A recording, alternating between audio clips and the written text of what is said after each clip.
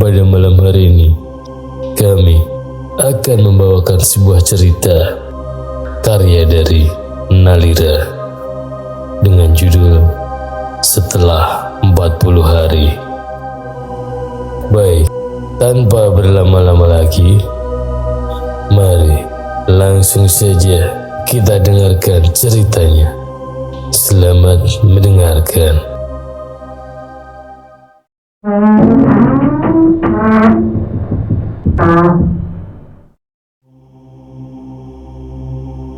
Pengalaman yang terjadi ini dialami oleh Siti. Hal ini dialami pada saat tahun 2022. Di suatu kampung Madusari yang lumayan terpencil, ada orang yang sangat kaya, banyak usaha dan tanah. Namun dia sangat sombong, pelit, dan angkuh. Dia bernama Wati. Dia mempunyai teman, Siti, yang sangat dekat dengannya, karena biasanya menjadi partner kerja Wati. Di selang waktu itu, Wati mulai sakit-sakitan. Beberapa kali Wati dibawa ke rumah sakit, tapi tetap saja tidak diketahui penyakitnya. Saat itu, Siti sempat menjenguk Wati di rumahnya. Keadaan Wati saat itu sudah terbaring di ranjang, dengan wajah pucat dan sangat kurus. Ia ditemani oleh Laura, anaknya. Siti kaget melihat keadaan Wati yang seperti itu. Saman kok iso sampai separah iki, Wat? Awakmu sampai kuru pucet ngene. Penyakit opo iku? Langgih Bu Siti, kula mboten semerap sampun nang rumah sakit, nanging mboten ketinggal penyakit nopo. Wis digawa nandi ae ra iku. Sakno sampai koyok ngono, wis pirang-pirang minggu lho koyok ngene ae. Langgih Bu, kula nggih bingung. Wati, ya awakku lek waras-waras. Aku sih pingin kerja, tanggunganku sih akeh. Ibu mati ra. Wis gak oleh ngomong koyok ngono. Ndonga sing akeh cek ndang waras. Setelah itu, Siti berpamitan pulang karena akan menjemput anaknya mengaji. Malam, tepat jam 12, Laura menelpon Siti beberapa kali karena badan ibunya yang sudah sangat dingin dan ngomong pun sudah sangat ngawur. Hingga Siti datang di rumah Wati, sudah banyak warga. Nyebut, Wat, nyebut. Bu, aja ninggalno aku, Bu. Mbek sapa aku nggo? Ibu mau mati ra. Ibu pingin kerja, saya pingin golek duit kayak awakmu ra. Tetangga yang melihat kasihan kepada anaknya yang menangis histeris. Tapi saat itu juga tetangga masih sempat berbisik-bisik karena sifat dan kesombongan ibunya. Wis ate meninggal kok mikir harta. Saking pelite wonge mangkane oleh penyakit gak jelas. Lah iya Mbak, aslinya saken, tapi lek seger waras ngono ku sombongnya gak eram-eram. Wes Mbak, aja dirasani. Tambah angel dalane engko. Sakno Mbak Wati. Laura terlihat menangis sangat histeris karena dia kehilangan ibunya. Selang beberapa menit, Laura pun pingsan. Warga membantu menggendong Laura ke kamarnya. Sedangkan warga yang lain mulai bergotong royong menyiapkan untuk pemandian Wati. Keesokan paginya, semua sudah siap menuju kuburan. Laura yang menangis terseduh karena setelah ini dia tidak bisa kembali bertemu dengan ibunya. Ia didampingi oleh Siti yang ikut menangis juga. Malam setelah pengajian pertama Wati di rumahnya, Laura yang masih menangis merenung di kamar, tidak mau makan, hanya memeluk sebuah foto bergambar ibunya. Setelah malam itu, keesokan harinya mulai ada kejadian-kejadian aneh yang meneror warga sekitar. Seperti salah seorang warga ditemui sosok yang menyerupai Wati. Suara tangisan dari Wati hingga Warga takut untuk keluar rumah setelah Isya. Kampung pun menjadi sepi dan sunyi. Setelah 14 hari kematian Wati, Haji yang hendak ke kamar mandi mengalami kejadian aneh. Tepat di jam 12 malam, ia mendengar suara orang mandi sambil menangis.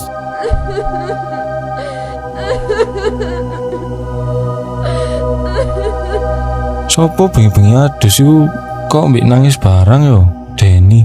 Alah wis tak encengi, aku ya wis gak iso ngempeti. Haji yang ketakutan mulai memberanikan diri untuk mendekat ke arah sumber suara.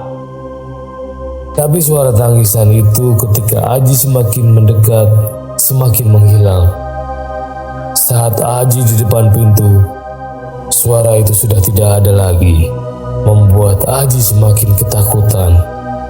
Namun, langsung Haji membuka pintu dan masuk ke kamar mandi. Setelahnya, Haji lari masuk ke kamar karena dia tidak menemukan seseorang pun di kamar mandi. Esok harinya, Haji bercerita kepada ibunya tentang kejadian semalam. Bu, wingi pas aku tenang jeding ana suara wong nangis, tapi suarane iku mirip Tante Wati. Pas aku wis cedek jeding suara iku moro ilange. Waduh, kok medeni? Mosok Tante Wati dadi hantu, Ji? Setelah Haji berangkat ke sekolah, Lili pergi belanja sayur. Dari kejauhan sudah terlihat banyak ibu-ibu yang belanja. Saat Bu Lili datang, ia langsung menceritakan kejadian anaknya kemarin malam. Ibu-ibu, wingi bengi Haji pas tenang jeding, krungu suarane wong adus, tapi yo ono suara nangis pisan. Tapi jari Haji suaranya mirip almarhumah Wati. Loh, masa tadi hantu? Kok medani ngono? Waduh, kok serem, Mbak. Aku dadi gak wani nang jeding kok bengi. Halah, paling perasaannya Haji ae Mbak Li ngonoku. Wes, aja dirasani, seakan engkau gak tenang wonge. Setelah selesai belanja, ibu-ibu bubar dan kembali ke rumah masing-masing. Di hari ke-24 setelah kematian Wati, sempat ada kejadian lagi. Yono yang habis pulang dari rumah saudaranya pukul 11 malam. Saat di perjalanan, Yono melewati sebuah gang yang sangat gelap. Dia melewati sebuah kuburan. Yono melihat sosok putih menyeramkan yang duduk di bawah pohon. Yono ketakutan, melajukan motornya dan Yono mencoba melihat dari kaca spion. Ternyata sosok putih tersebut adalah Wati. Esok harinya saat Yono sudah ada di kampung Madusari, ia tak sengaja bertemu dengan Siti yang sedang keluar dari rumah Wati. Teko ngendi Mbak Siti? Mari ngeteri panganan yo nang Laura. Walah. Mbak, winginane pas aku mulai teko omahe Wiwit, jam 11 nek gang kuburan iku lho. Kok iso ana sosok putih sih? Aku rawani noleh. Mek tak delok di spion iku, ternyata Rene mirip Wati. Ya Allah, mosok sih Yon, gak salah delok awakmu iku. Ora Mbak, teko spion iku jelas Rene Wati. Wong mbek nguasno ae langsung tak banter nomor pedae. Wes Yon, ojo dirasani. Aku malah merinding. Dibalik sik wes aku. Hati-hati Mbak, awas lho, nggak ditutno sampean. Siti yang berjalan pulang sambil kebingungan, memikirkan sosok Wati yang meneror warga. Di jalan menuju pulang, tiba-tiba Siti merasakan hal aneh, seperti ada yang mengikutinya. Namun, dia tidak melihat satu orang pun di sekitarnya. Akhirnya, Siti berjalan lebih cepat karena sudah mulai ketakutan. Pukul 4 subuh, Siti terbangun untuk mengambil wudhu dan sholat. Saat dia berjalan ke kamar mandi, Siti dikagetkan melihat sosok seperti Wati yang duduk terdiam di meja makan tersebut. Siti yang sudah mulai merinding, namun ia berusaha tetap tenang dan melewati meja makan sambil menundukkan kepala. Saat Siti kembali dari wudhunya, sosok Wati yang tadi duduk kini sudah tidak ada lagi. Apa perasaanku ayo mang delok Wati? Wis lah, tak dongakno ae, cek tenang dek kono. Di hari ke-38, sore menjelang maghrib, Wiwit pergi ke rumah almarhumah Wati untuk menengok dan mengantarkan makanan untuk Laura. Saat sampai di rumah Wati, perasaan Wiwit tiba-tiba tidak enak. Lah, Laura, buka nondok lawange.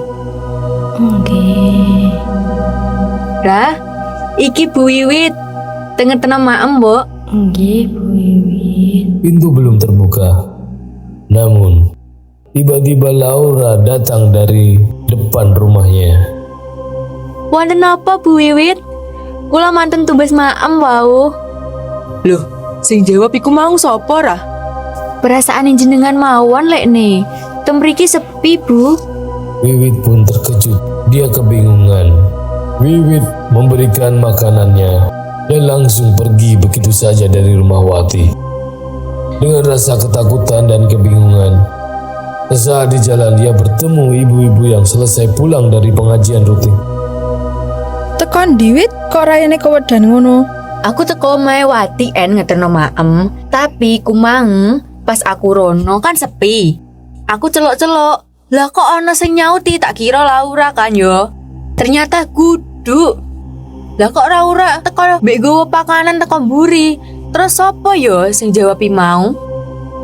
Lho, ya Wati iku wit paling wong anakku ayo diwedeni. Bahaya iki iso nerori wong sak kampung. Tapi Siti konco sedeke gak tau diterori ya. Lah yoi, Mbak Siti aja ngamun ae, sorop-sorop, katek meneng ae pisan. Siti yang terdiam mendengarkan cerita itu dan kebingungan karena ia sendiri mengalami kejadian aneh dengan sosok Wati ini. Sebenarnya aku iki yo diwedeni. Winginane pas kate salat subuh, aku tenang jeding wudu. Ono sosok sing mirip Wati lungguh nek meja makan, dingkluk ae. Tapi pas aku wis balik iku gano. Terus winginane aku yo oleh cerita teko Yono. Iku areke dipetuki nek gang kuburan kono jam 11 bengi. Lah kok iki mang Wiwit yo diwedeni pisan. Waduh, medeni yo. Tapi semenjak akeh kejadian sing Wati neror iki, kampungnya sepi. Apa meneh Marisha? Iku wis gak ono wong metu. Suasane yo koyok gak penak neng awak, merinding. Wis adzan maghrib, ayo nang muleh, gak ilok. Setelah itu mereka kembali ke rumah masing-masing. Hari ke-39 kematian Wati. Malamnya banyak warga yang mulai menyiapkan untuk pengajian esok hari. Ada ibu-ibu yang sibuk membuat jajanan dan menata makanan untuk hidangan besok. Eni dan Lili kebagian menata jajan di ruang tamu. Saat ia sibuk menata, Eni tiba-tiba mendengar sesuatu dari arah luar semak-semak samping rumah Wati.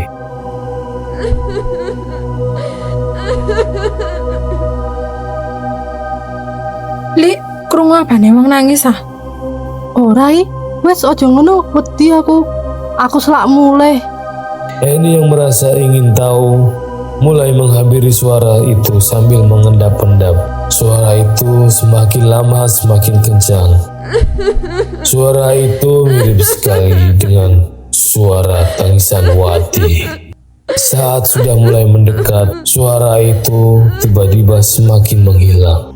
Dari kejauhan, Bu Lilik melihat Eni, lalu menghampirinya dan memanggilnya. Ia terkejut karena dari belakang ia ditepuk oleh Lili. Lili mengajak kembali karena sudah selesai menata hidangan. Saat mereka masuk, ia dikagetkan dengan Siti yang memakai sebuah mukena setelah sholat. En, lapo, ayo balik wis bengi. Tambah ndek semak-semak. Duh, wong iki rek kaget lho. Astagfirullah Mbak Siti, kaget aku. Wah, iki Mbak Siti ngageti ae. Wes sik gawe mukena putih koyo hantu. Sampeyan ero iki mang ono suarae Wati nangis ndek semak-semak. Pas tak parani, iku gak ono wisan, serem. Aduh wis ayo nang dimarek noneh. Kok koyo mati gak tenang ngono yo, akeh gangguane. Soalnya pas ora biyen gangguin wong ae. Makane pas mati ae angel dalane. Ayo nang balik. Siti, Eni dan Lilik kembali ke rumah masing-masing dan melanjutkannya di esok hari untuk memasak serta memasang tenda untuk pengajian di malam harinya. Hari ke-40 kematian Wati.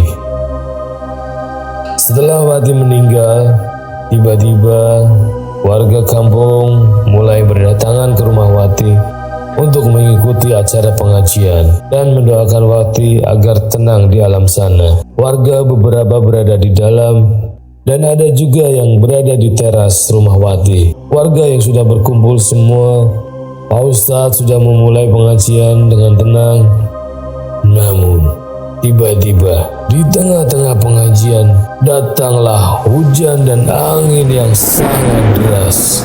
Hujan dan angin datang secara bersamaan hingga membuat warga yang berada di teras kehujanan. Hoi, ayo ndang mlebu timbang kudanan ndek kene. Saat riuh warga, tiba-tiba datanglah Eni berlari, berteriak. Pak Ustadz, tolong Pak, Wiwit kerasukan Wati. Karena Wiwit ternyata kesurupan oleh sosok Wati. Ia ingin meminta tolong Pak Ustadz. Aku Wati. Aku mau mati.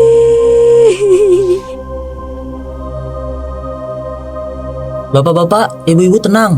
Kita panjatkan dan lantangkan lebih keras lagi doanya. Iya Pak, iya. Pak Ustadz yang menghampiri dan mengajak semua orang di situ untuk lebih keras lagi berdoa. Angin semakin kencang dan hujan pun semakin deras hingga warga ketakutan dan mulai panik. Di tengah-tengah doa, suara Wati masih terdengar. Spontan, Siti melontarkan sebuah kalimat. Wes Wat, cukup. Iki donga kanggo apike awakmu, Wat. Wes Bu, ojo ngene. Sakno Tante Wiwit, Bu. Di satu sisi, Pak Ustadz dan warga yang lain masih beramai-ramai memanjatkan doa. Singkatnya, suasana menjadi lebih tenang. Hujan semakin mereda dan angin pun hilang dengan sendirinya. Pak Ustadz dan warga mulai melanjutkan kembali pengajiannya.